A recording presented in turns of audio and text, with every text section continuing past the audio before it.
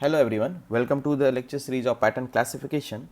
I am Kundan Kumar, and if you would like to have these lecture slides, you can refer to my GitHub page at this given link. So, in previous lectures, we were discussing principal component analysis for feature dimensionality reduction.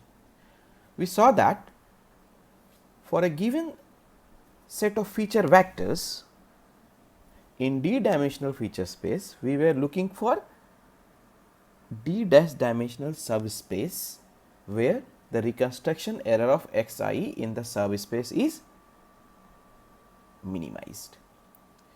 We formulated our dimensionality reduction problem in terms of squared error criteria function j0 x0, and we minimized j0 x0 by selecting x0 equal to m, where m is the sample mean. So, as we know that the sample mean does not reveal any variability in the data. So, we defined one dimensional representation of data as x equal to m plus ae and computed the optimal value of a such that the square error criteria function j1 is minimized, and that value was ak equal to E transpose xk minus m. So, here E was the direction of eigenvector corresponding to highest eigenvalue of scatter matrix of set of samples in d-dimensional feature space. So, if you will look at this term, this is xk minus m, where m is the sample mean, which is given by 1 by n summation over k equal to 1 to n. So, this is the expression for sample mean. So, this term is basically the 0 centered feature vector, and when we multiply this 0 centered feature vector with the eigenvectors, basically we are transforming this 0 centered feature vector to a new domain or new feature space that is represented by the eigenvectors corresponding to highest eigenvalues of scatter matrix. So, we have also discussed the extension of one dimensional representation to d-dimensional representation of feature vector, and we defined the criteria function something like this. Okay. So, where E1, E2, ED dash are the basis for the subspace, because E1, E2, ED dash are the eigenvectors of first D dash highest eigenvalues of scatter matrix, where the eigenvectors are orthonormal. That means the magnitude of each eigenvector is unity and each pair of eigenvectors are basically the orthogonal, and ai is the projection of xi into that subspace. So, where that scatter matrix of set of feature vectors were defined by using this expression, which is related to the covariance of the feature vectors. Here coefficients are basically the projection of feature vector, which is also called the principal components. So, here one point can be noted down that when the eigenvectors are sorted in descending order of the corresponding eigenvalues, the greatest variance of the data lies in the first principal component and the second greatest variance on the second component, and so on. Now, let us try to solve this problem. We have given the following set of feature vectors belonging to two class omega 1 and omega 2, which are Gaussian distributed, that is assumed. Then find out the base direction of the line projection that best represent the data in one dimensional feature space. So, here we have to find out the direction of the line of projection that best represent the data in one dimensional feature space, something like this, in this direction. So, this is E1 and the other direction will be E2. So here question is asking about the best representation of data, not the separability of the data.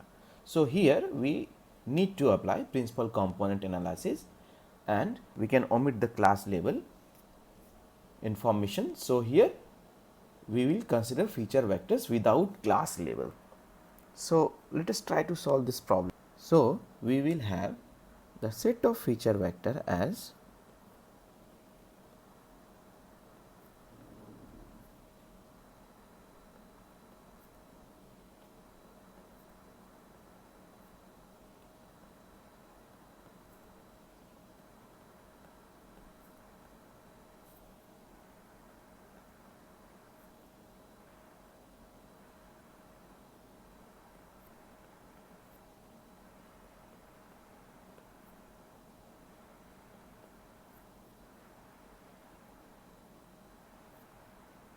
so these are the feature vectors where x is basically have the two feature components x1 and x2 in two dimensional feature space. So here we have how many samples? So n equal to 10.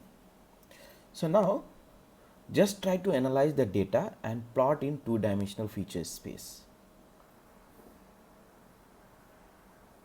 So these are the data points which is plotted in two dimensional feature space. So we can observe from this scatter plot that direction of maximum variance is in this direction, and this is basically the first eigenvector corresponding to the largest eigenvalues.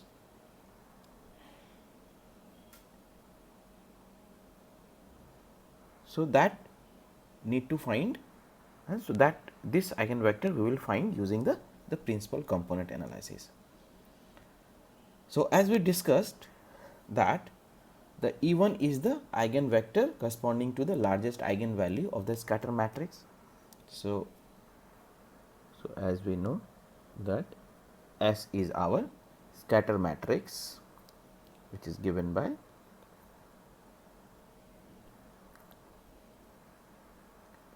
xk minus m into xk minus m transpose. So we have to compute this term. Before computing scatter matrix, we need to compute the sample mean m equal to 1 by 10, because we have the 10 samples, k equal to 1 to 10 xk. Okay. So here xk is basically the two dimensional feature vector. So m will be also the two dimensional vector. So when you will compute it, so how we can compute? We have to add all the first feature and we have to take the mean value. That means 1 plus 3 plus 4 plus 5 plus 7 plus 6 plus 9 plus 7 plus 11 plus 13 divided by 10. So when you will compute, it will be 6.6. So similarly, we can compute the second component of the mean feature vector. It will be 3.8. So now we can compute the scatter matrix. So now let us compute the scatter matrix. So S equal to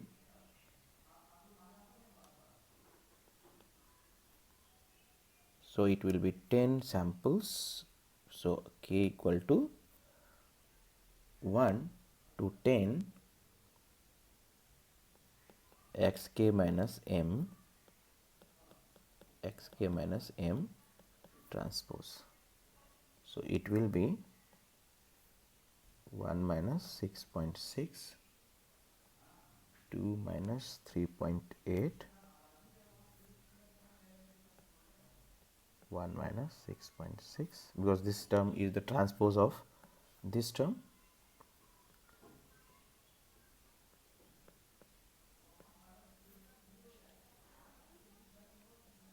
plus, so I am writing the subtracted values directly. So then we obtain this term.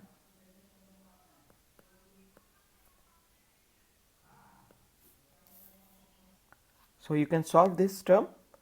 So when you will add all individual terms, we will obtain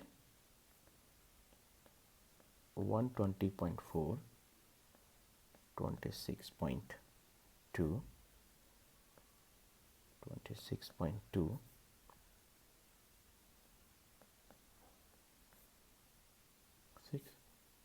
so this is our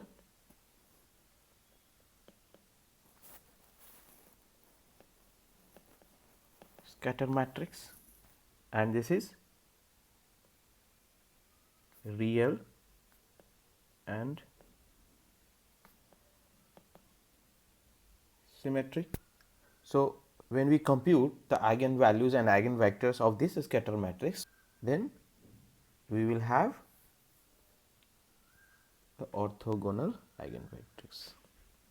Now let us solve this scatter matrix for the eigenvalues and eigenvectors. So to compute the eigenvalues and eigenvectors, we need to write the characteristic equation. So characteristics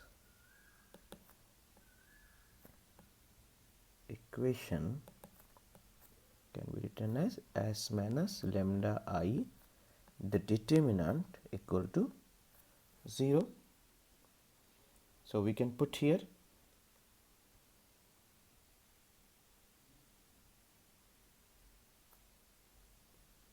S is basically the 120.4, 26.2, 26.2 minus lambda 0, 0, lambda, and we have to take the determinant of this term and we have to equate to the 0. So now we can write as 120.4 minus lambda 26.2, 26.2, 15.6 minus lambda, and we have to take the determinant. Now we can compute the value as,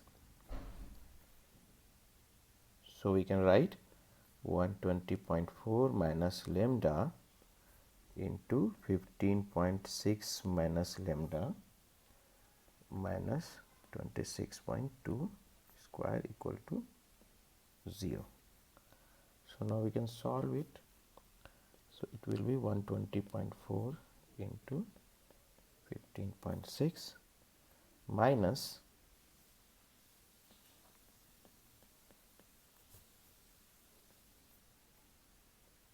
plus lambda square minus 26.2 square equal to 0. So now we can rearrange and we calculate the values.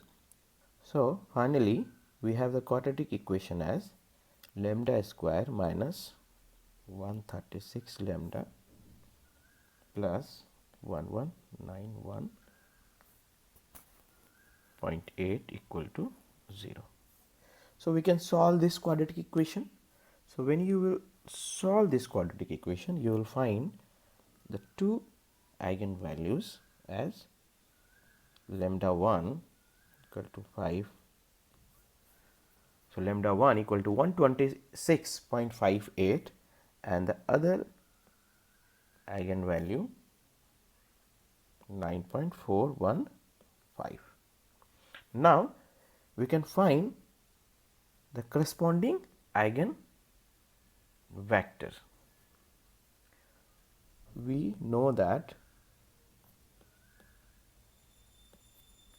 S E1 equal to lambda 1 E1. So to compute the eigenvector E1 corresponding to the eigenvalue lambda 1, it must satisfy this equation. So let us consider that E1 is basically the E11, E12. So, it has a 2 component and E2 equal to E21 and E22. Okay. So, these 2 eigenvectors we need to calculate. So, let us take this eigenvector. So, we will have 120.4, 26.2, 15.6, and then we will multiply E11, E12 equal to, so lambda 1 is 20.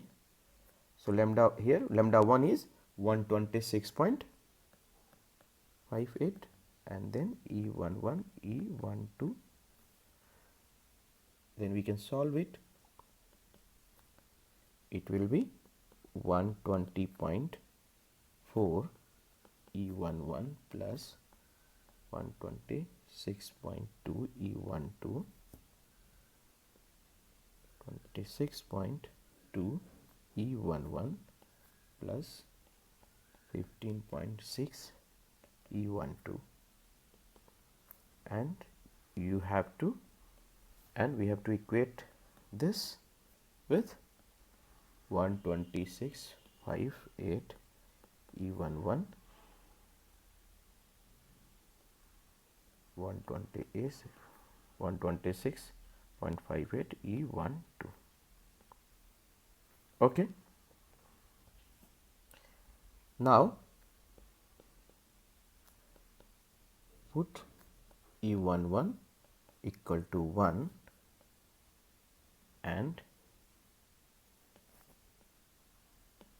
compute E12. So, when we will do that, it will be 120.4 plus, so we are considering this first row,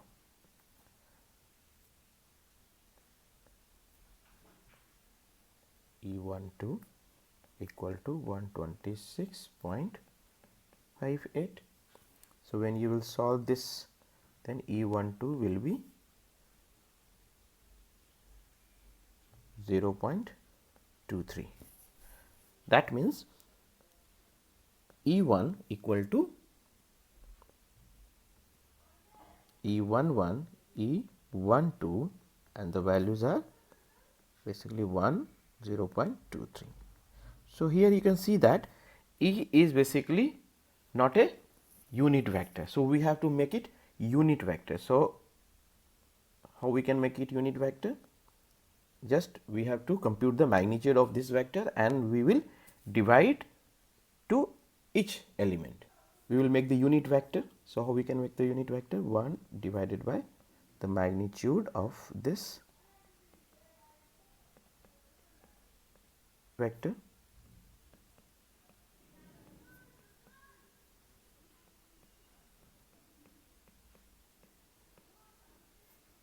Okay. So, when you will solve it, we will obtain 974 5 0.2241. Okay. So, this is the basically our E1. Similarly, when we will proceed for the E2, then we have to solve this expression. We have to solve S E2 equal to lambda 2 E2, and then we can compute the value of E2 in the same manner. So, E2 will be minus 0.22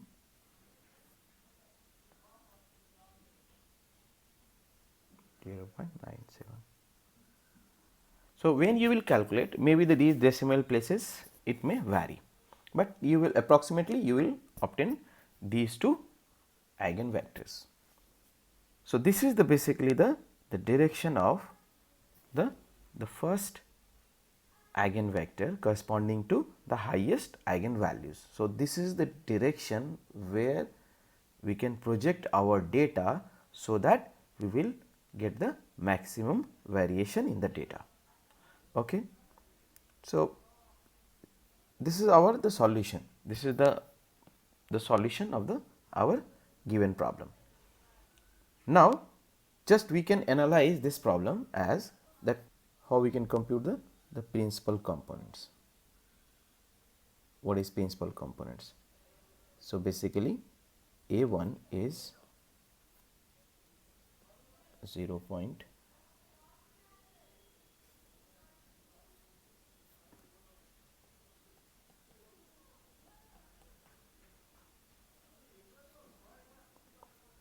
So, how we can compute the principal components, like A1 is the principal component of x1, A2 is the principal component of x2, and so on. So, An is basically the principal component of x. So, we can compute A1 equal to A transpose x1. Similarly, A2 equal to A transpose x1. The same way, An equal to A transpose xn. So, here A is basically the transformation matrix which is consist of the eigen vectors, or we can write E11, E12, E21, E22. So, here for this case, for the given problem, the transformation matrix is 0.97, 0.22, minus 0.22, 0.97. Okay. And if you would like to reconstruct the feature vector x1 from the transformed feature vector a1, then x1 will be a into a1. So, this is the basically the reverse. That means we can reconstruct our feature vector using this transformation function, but without the transpose. Now, let us take this example. So, here we can verify, we can take one feature vector and we can verify this relation. So, let us take x1 equal to 1, 2. So, a1 will be, so we have to take the transpose of a. So, 0.97, 0.22 minus 0.22, 0.97, and then we have to multiply 1, 2 equal to 1.41, 1.72. So, this is our the transformed feature vector corresponding to this, and this is in the transform domain. Okay. Now, we want to compute x1 from a1. So, x1 equal to a1. So, we can multiply 0.97 minus 0.22, 0.22, 0.97 into 1.41, 1.72. Okay. So, just solve it, we will obtain 99. So, basically this is approximately 1 and 2. So, whatever the loss we are incurring here, just because of the different decimal places, but we can exactly reconstruct our feature vector using this transformation matrix. Okay.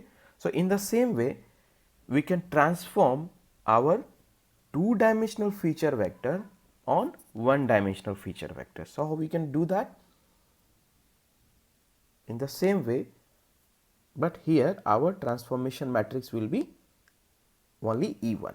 So, for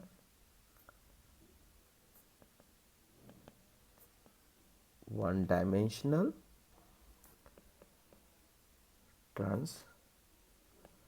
transformation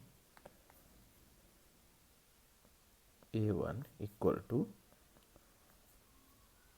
0.97, 0.22 into 1, 2.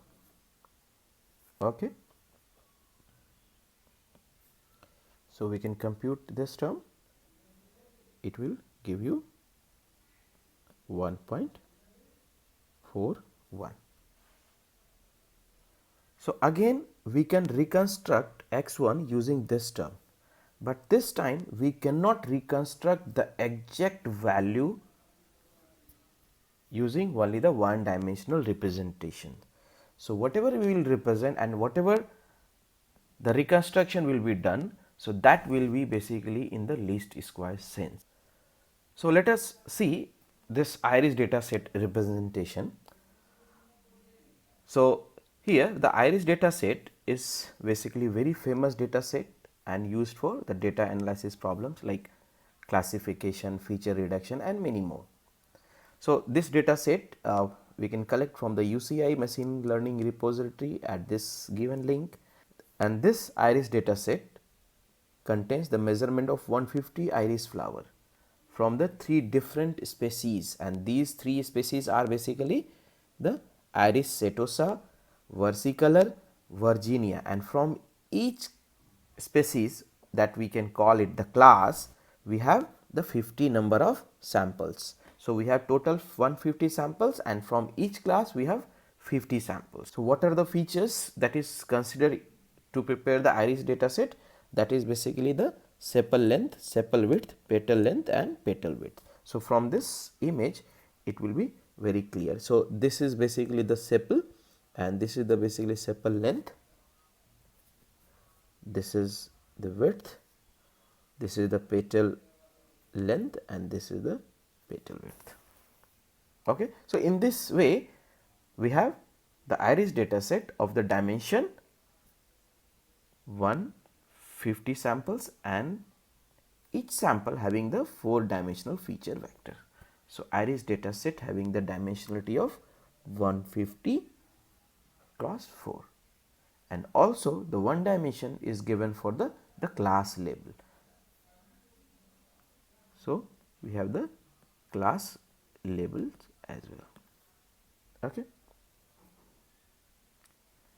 So, this is the scatter plot of the iris data set, which tells about that how the two feature vectors are related to each other.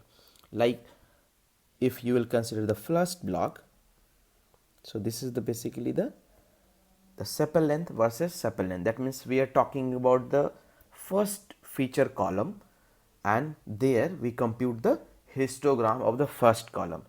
This is the histogram of the second column, second feature vector.